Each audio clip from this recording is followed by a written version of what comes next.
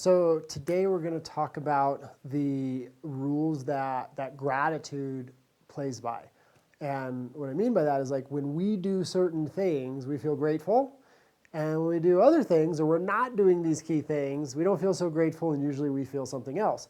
So as an example of what not to do if you're committed to feeling grateful is don't focus on what you don't have. So often when gratitude evades us, and we can become a bit contracted, frustrated, sad, etc., is we're usually focused on what we don't have, right? Or what we want, and there's the absence of what we want.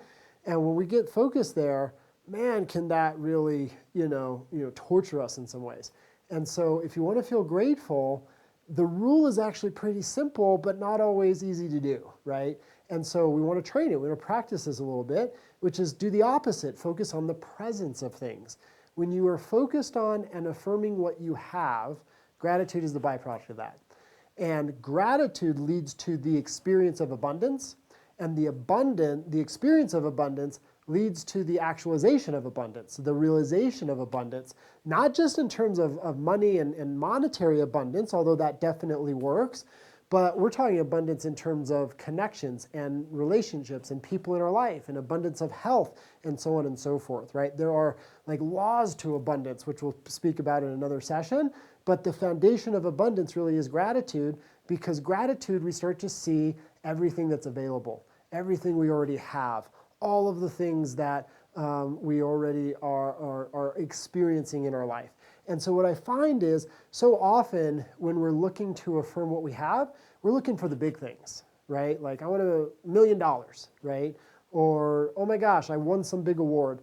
And those are moments that sometimes we remember to be grateful, or we're anticipating like a big event is needed in order to know gratitude.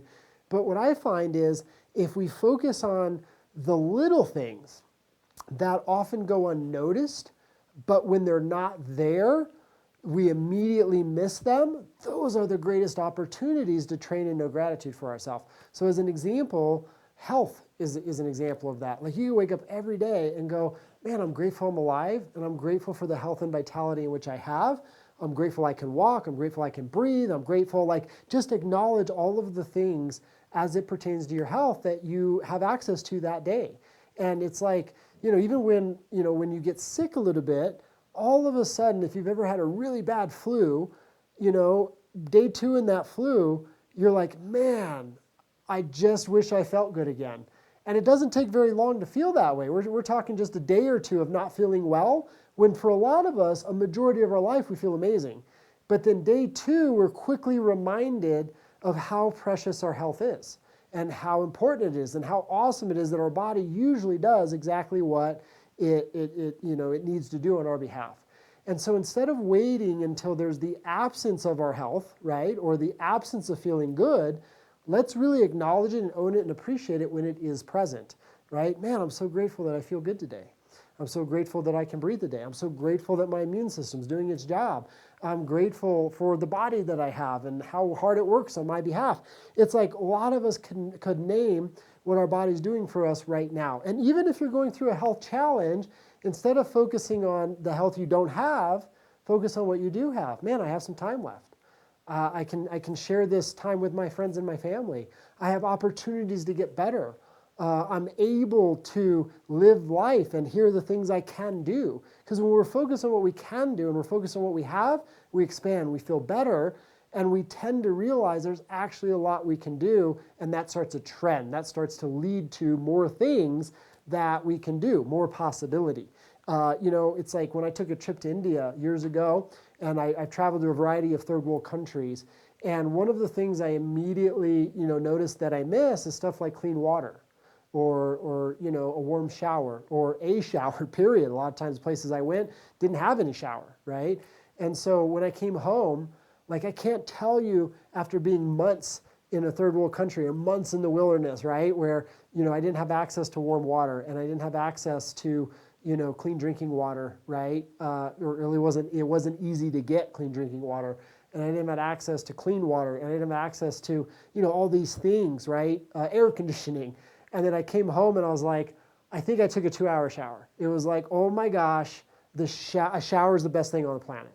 And like prior to that, I took a shower every day and I found it annoying because I was like, my shower wastes a good 7 minutes of my day. 3 minutes if I'm in a hurry. If I didn't have to shower, I'd have so much more time. Why do I have to brush my teeth, right? And it's like, these things can be an annoyance if we let them be. But man, if we stop and we go, wait a minute, how awesome is it that I can just go and turn on my shower and I have warm, clean water and I get to bathe every day. And then I have, technology available to me and resources to take care of my health and do little things that are so easy, like hygiene. So much of the world doesn't have hygiene. So much of the world, their teeth are falling out. They don't have access to dental care and eye care and medical care. And it's like, we don't notice it sometimes because we've just always had it, and then we normalize it. We become accustomed to this stuff. And so focus on the little things. Man, I'm so grateful for the shower. I'm so grateful that I get to have this meal and like quality food in my belly.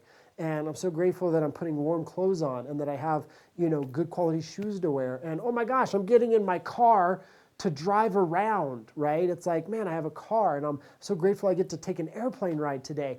Like imagine back to you never flew before and you were gonna take your first plane ride.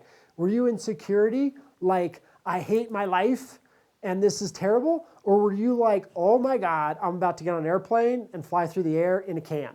Like, right? It blew your mind the first few times, and your face was glued to the window, and you're looking at all of the things from above the world for the first time, and you were in awe, you were inspired, you were expanded because you were grateful, right?